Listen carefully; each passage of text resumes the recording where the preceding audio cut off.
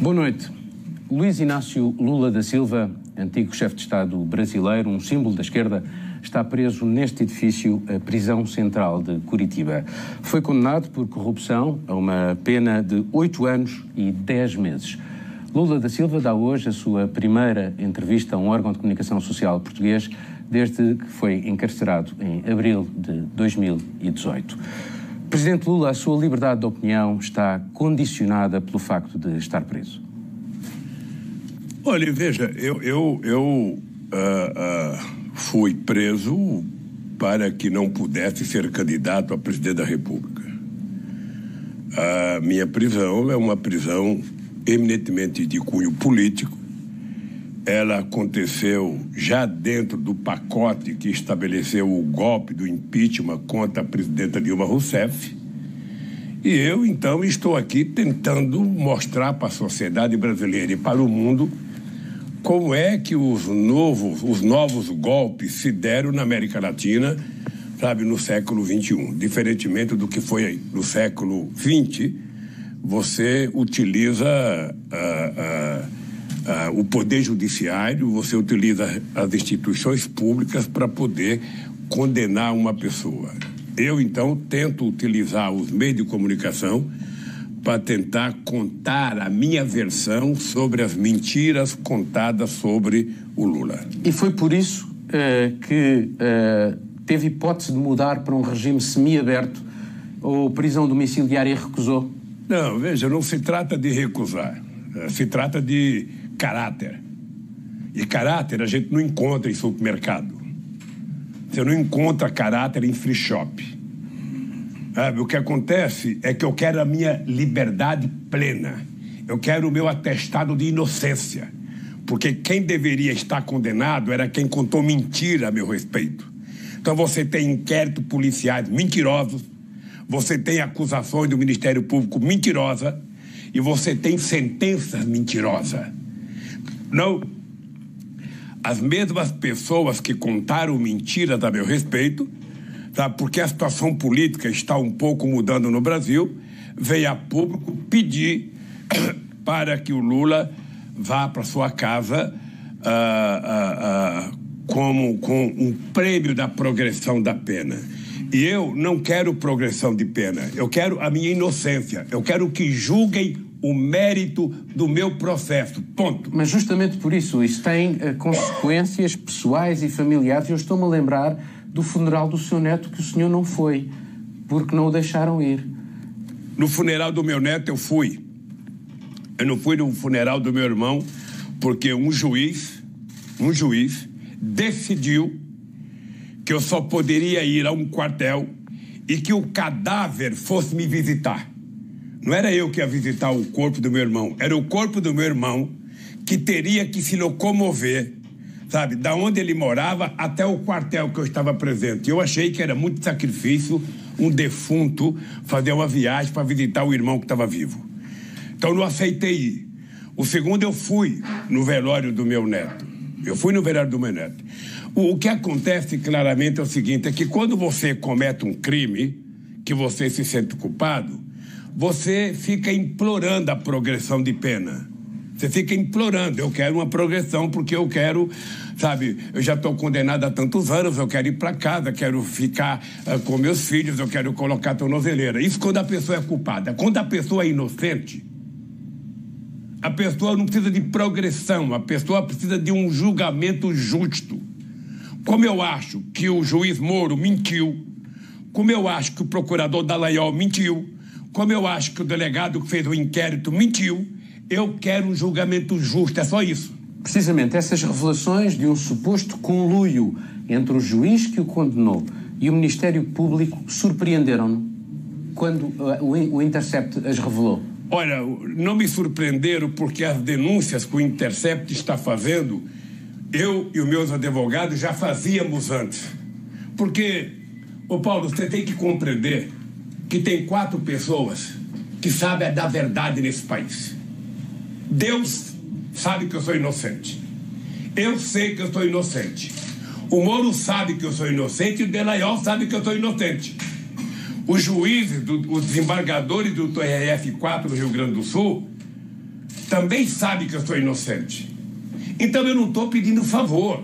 Eu estou apenas dizendo o seguinte: eu quero um julgamento justo. Se vocês provarem com provas materiais que eu cometi algum delito, eu fecho a minha boca e vou cumprir a minha pena. Mas se vocês não provarem, eu quero a minha liberdade e eu quero a condenação de vocês. Eu quero a punição de quem errou. Ora, justamente, Presidente Lula, acha que houve uma politização da justiça visando-o assim?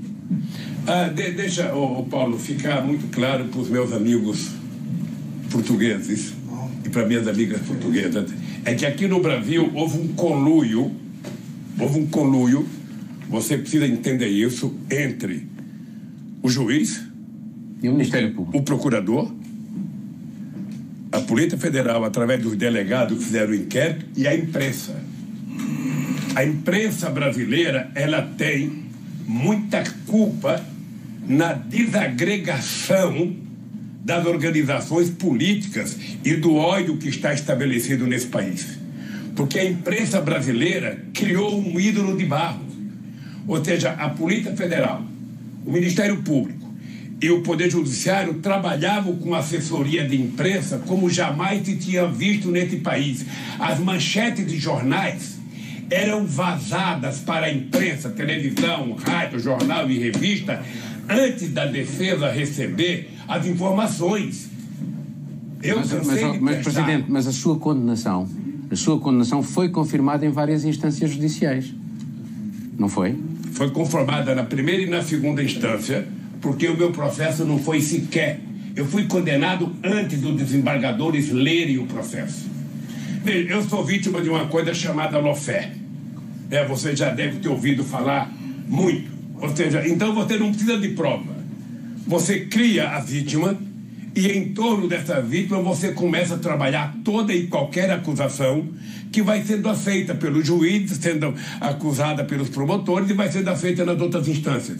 Veja, Paulo, a meu respeito, eu estou desafiando, presta atenção, eu estou desafiando a Polícia Federal, que participou do inquérito, estou desafiando o Ministério Público, estou desafiando os juízes que participaram do meu julgamento, estou desafiando os empresários brasileiros, estou desafiando os políticos que gostam e que não gostam de mim, a mostrarem uma única prova de ilícito cometida por mim na minha vida pública.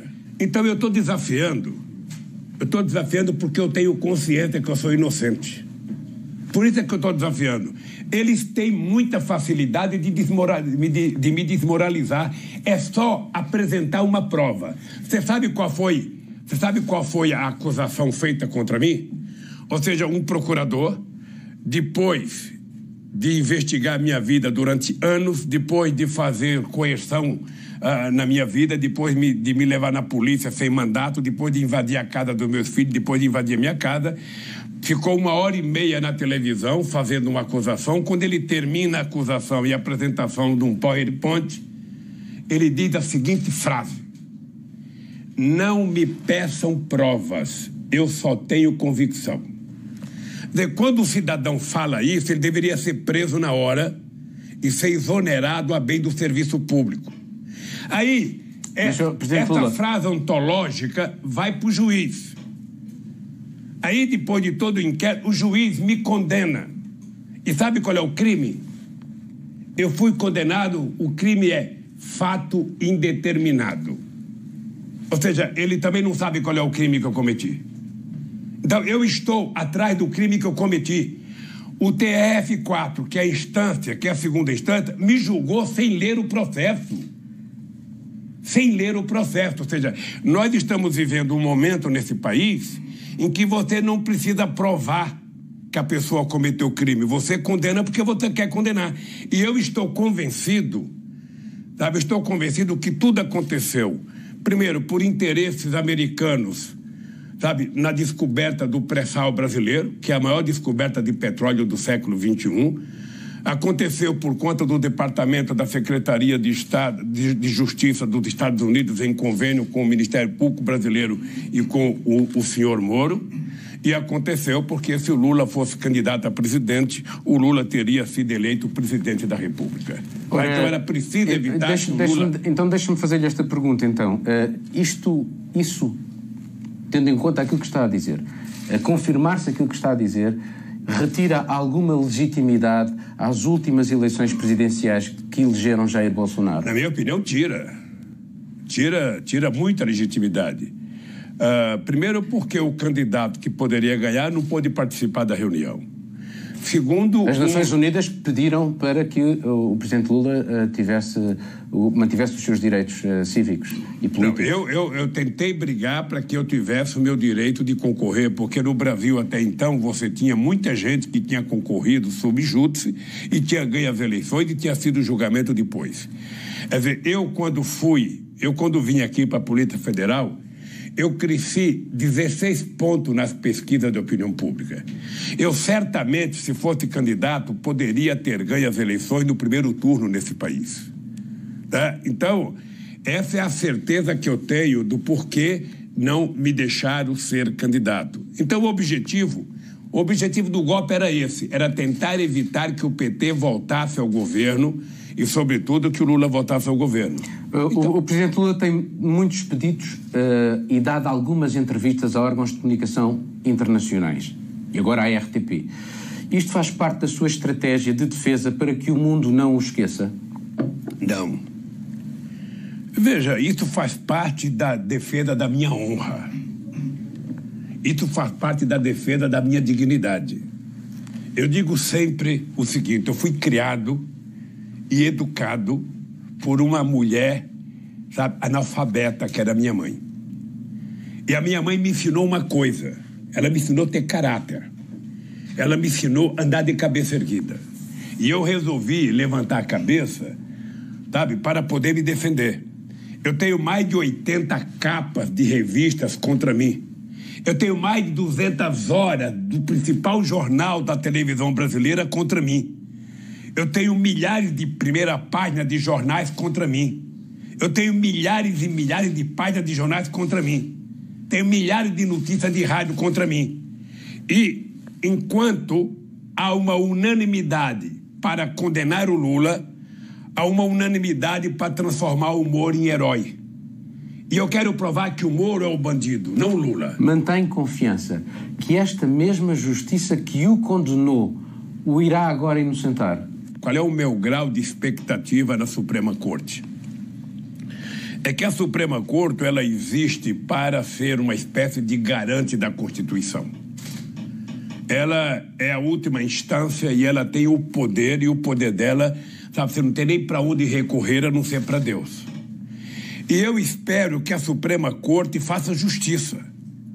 Eu espero que a Suprema Corte atente para os inquéritos do processo, que a imprensa, que a Suprema Corte leve em conta tudo que está sendo dito pela Intercept, tudo que está sendo dito, sabe, pela minha defesa, e tudo que está sendo dito por advogados, sabe, espanhóis, advogado português, advogado italiano, advogado alemão, por políticos do mundo inteiro que estão acompanhando esse processo.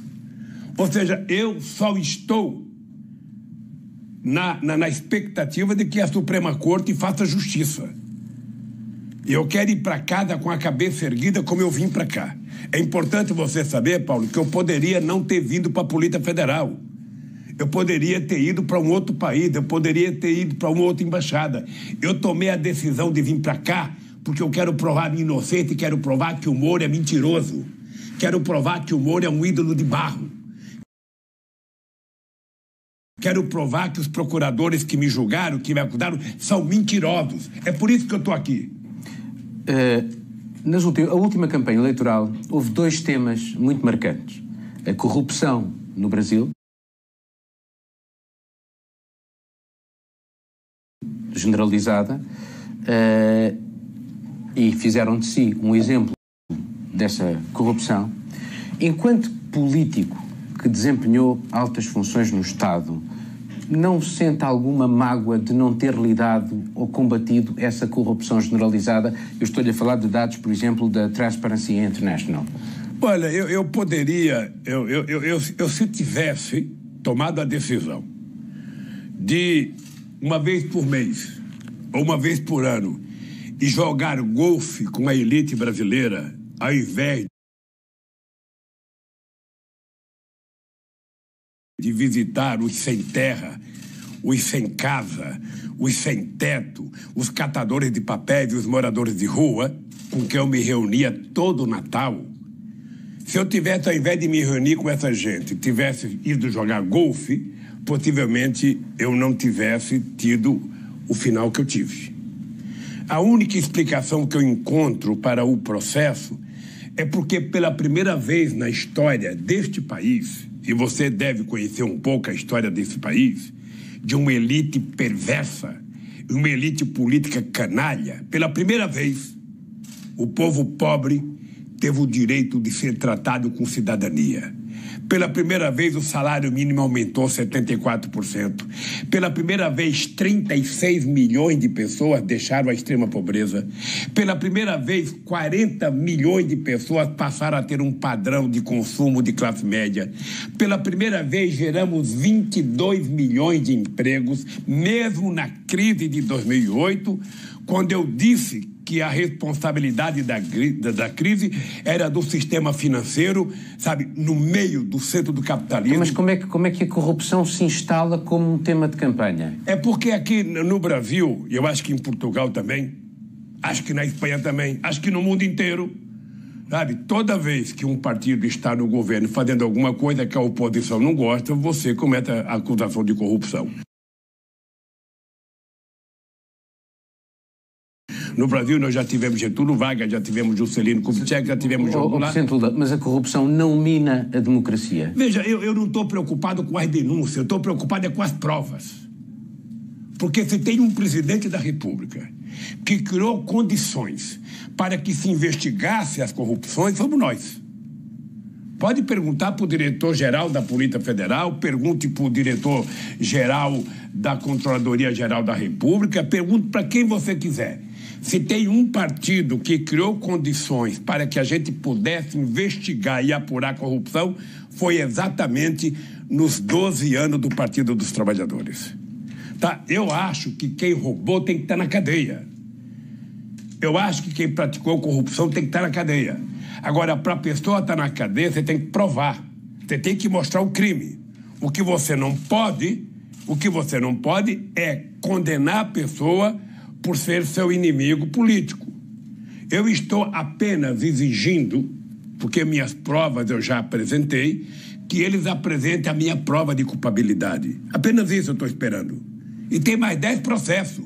É uma mentira atrás da outra. E eu pretendo enfrentar todas essas mentiras para poder provar a podridão que está acontecendo nos inquéritos contra o Lula. É isso. Deixa-me passar agora para uma questão que muita gente provavelmente se pergunta, é como é que o presidente Lula passa o tempo aqui? Mantém-se a par do que se passa no seu país e no mundo? Como é que são os seus dias? Olha, primeiro eu tenho na cela televisão aberta. Eu não tenho TV a cabo e não tenho internet. Eu vejo a televisão aberta, que não é da melhor qualidade, ou seja, os programas não são os mais apetitosos. Então eu assisto jornais rotineiros do Brasil. Eu recebo informações do mundo aí fora. Eu recebo pendrive de coisas que acontecem em outros países, de manifestação na festa do Avante.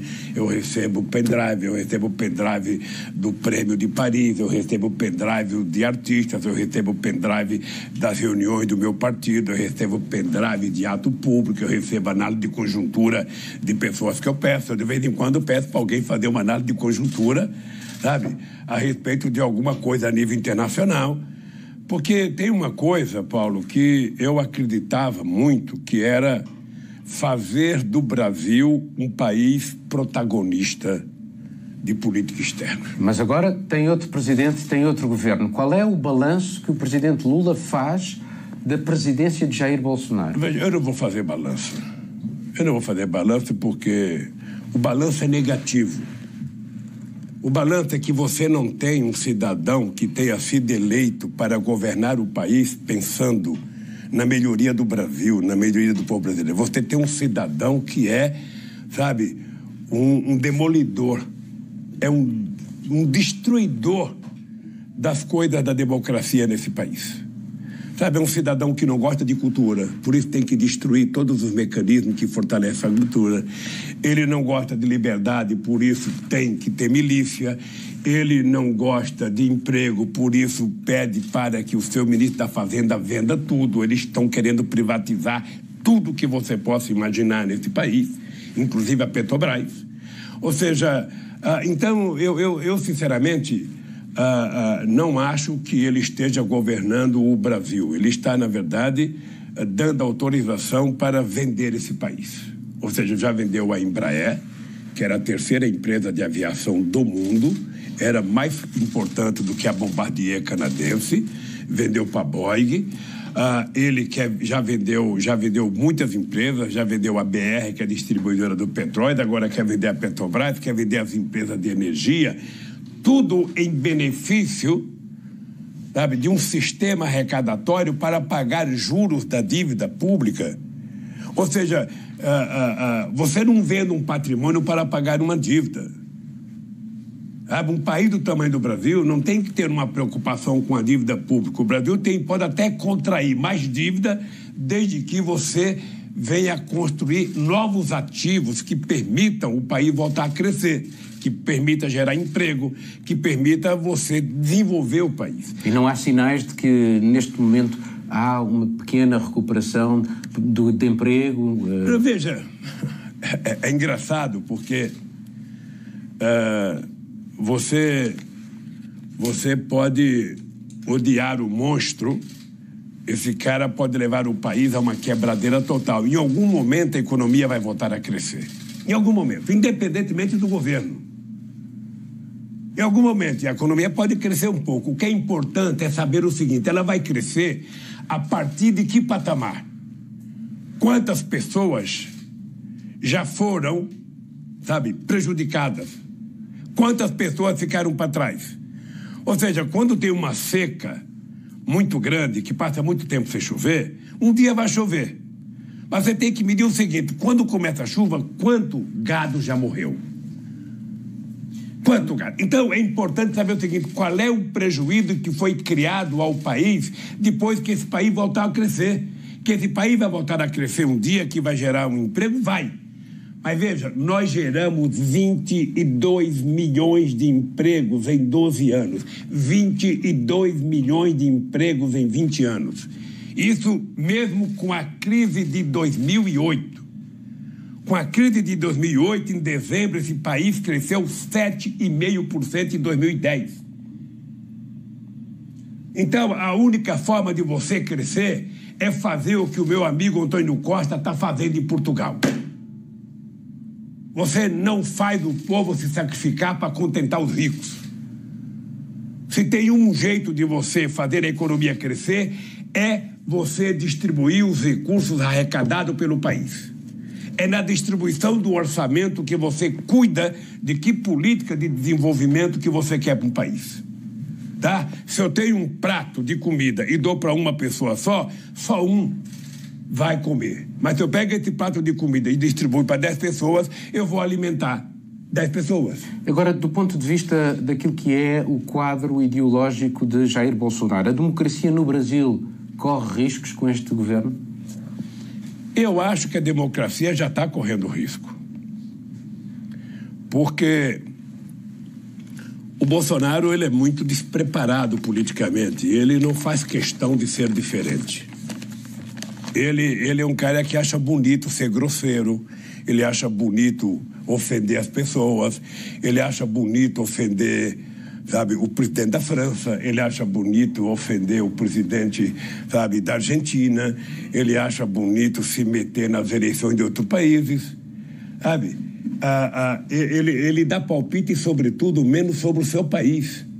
ele deveria estar, nesse momento, preocupado como gerar empregos nesse país, como pagar salário nesse país, como fazer a economia voltar a crescer, como fortalecer a educação, como fazer investimento em ciência e tecnologia, como cuidar do meio ambiente. Tudo isso é tema que não interessa ao Jair Bolsonaro. Então, ele é um destruidor. É um destruidor, sabe, de obras prontas. E eu acho que é um destruidor da democracia. Como é que vê esta tentativa de normalização da ditadura militar brasileira que está a ser feita pelo presidente Bolsonaro? Essa é uma das coisas mais graves que acontece no Brasil. É que ele e um tipo de gente que apoia ele querem mostrar para a sociedade que não houve ditadura militar no Brasil. Querem mostrar que não houve censura, que não houve tortura, que não houve crime, que os bandidos, na verdade, não existiram. É isso que eles querem mostrar. E com uma virulência de discurso muito forte, com uma prática, sabe, de combate ao crime à base da milícia. Hoje quem mata muito nesse país é a polícia. E, sobretudo, jovens pretos na periferia. Não sei se você sabe, mas no Brasil nesse ano, já mataram 5 crianças de bala perdida da polícia. A criminalidade foi outro dos temas da última campanha eleitoral e o atual presidente brasileiro considera que permitir a venda indiscriminada de armas é uma forma de combater a criminalidade. Concorda com isto? Não. A forma de você combater a criminalidade é você gerar empregos, é você colocar a meninada na escola, é você fazer mais universidade. O que vai acabar com a criminalidade é um livro na mão e uma carteira de trabalho na outra mão. A hora que você tiver emprego, salário e educação, a criminalidade vai cair. Enquanto você estiver aumentando a pobreza, enquanto você estiver aumentando, sabe, aqueles que não têm oportunidade, você não vai diminuir a pobreza. Você não vai diminuir a violência. Recentemente, houve toda uma questão em torno da Amazónia. O presidente francês, o presidente Jair Bolsonaro. A Amazónia é um problema global ou é um assunto brasileiro? Vamos ver o seguinte. A Amazônia é uma propriedade brasileira que desperta interesses mundiais. Por quê? Porque a Amazônia é a maior reserva florestal do mundo. A Amazônia tem uma rica biodiversidade. Então o Brasil, e eu fiz isso, o Brasil pode, sendo dono da Amazônia, a Amazônia pertencendo ao Brasil, o Brasil pode fazer acordo com outros países para ajudar no combate ao desmatamento da Amazônia, no combate às queimadas da Amazônia e na exploração científica da nossa biodiversidade. Sem que o Brasil abra mão da soberania da Amazônia. Não dá para o Macron dizer que a Amazônia é propriedade da França, apesar que a França tem um pedaço da Amazônia na Guiana Francesa. Pequeno. Pequeno. Mas a Amazônia é brasileira. Mas o Brasil pode, e eu fiz o acordo que eu fiz com a Alemanha e com a Noruega, que criou o fundo para ajudar a Amazônia, foi feito no meu governo. E o Brasil tem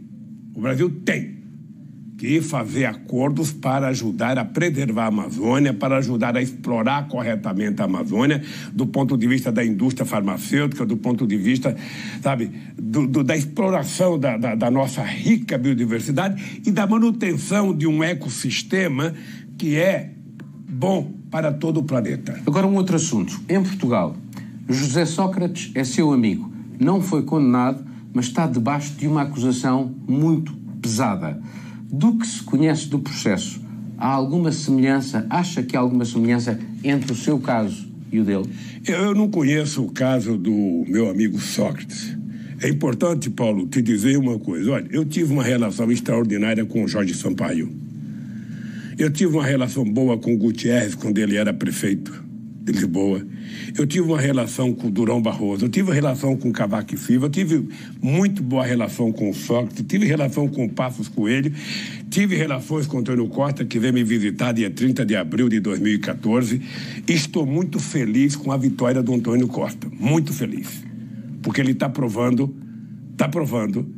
que se quiser resolver o problema de um país, é fazer com que o povo tenha oportunidade de trabalhar e oportunidade de consumir. Pois bem, eu sou muito amigo do Sócrates, gosto pessoalmente do Sócrates. O fato de um cidadão ser acusado não quer dizer nada. Aqui no Brasil, se acusa todo mundo de todas as coisas. O que é importante é que quando você acusa uma pessoa, você tem que provar. Ou seja, se o Sócrates foi acusado por alguém, esse alguém que o acusou tem que provar. Se não provar, essa pessoa tem que ser punida. Porque senão, todos nós que fazemos política, estamos à mercê do mau caratismo da política. É por isso, não pensa você que eu sou bravo, não pensa você que eu estou aqui com raiva, não.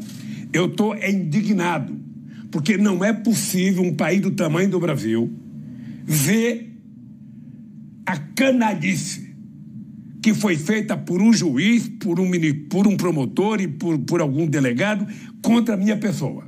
Mas eu não estava a falar de si, estava agora a falar do José Sócrates. Eu não conheço a questão do Sócrates, eu estou apenas dizendo que talvez ele esteja tão indignado quanto eu. Mas deixe-me dizer-lhe, o António Costa disse exatamente esta frase: à justiça o que é da justiça, referindo-se exatamente ao caso de José Sócrates. Não concorda que é assim que deve ser? Veja, eu acho que se a justiça for feita da forma mais democrática possível, dando total direito de defesa, e os acusadores mostrando prova concreta, e se a pessoa tiver provado que cometeu o crime, essa pessoa tem que ser punida. Tá? Se o Sócrates cometeu o crime, ele tem que ser punido. Se eu cometi crime, eu tenho que ser punido. Agora, quem me acusou de forma falsa também tem que ser punido. Também tem que ser punido. Presidente Lula, tenho uma última pergunta para lhe fazer. Já? Já. Ainda se acha um político com futuro na política? Olha, enquanto eu estiver vivo, eu tenho futuro. Eu estou convencido, você vai achar que é falta de modéstia minha, eu estou convencido que eu vou viver até 120 anos. Eu estou convencido que eu vou viver até 120 anos, se a ciência está dizendo que já nasceu o homem que vai viver 120 anos, está aqui. Vou viver 120 anos. Eu vou viver porque eu gosto de viver. Vou viver porque eu gosto de viajar esse país. Vou viver porque eu gosto de fazer política. E vou viver porque eu tenho certeza que é possível fazer com que os pobres sejam menos pobres. Que os ricos sejam menos ricos. Está cheio de gente no Brasil que já leu mais livros do que eu. Está cheio de gente no Brasil que já estudou muito mais do que eu. Está cheio de gente que sabe falar mais línguas do que eu. Mas eu duvido que tenha alguém que conheça a alma do povo brasileiro como eu conheço. Muito obrigado, Presidente Lula, por esta entrevista à RTP. Tá, obrigado a você e um abraço ao povo português.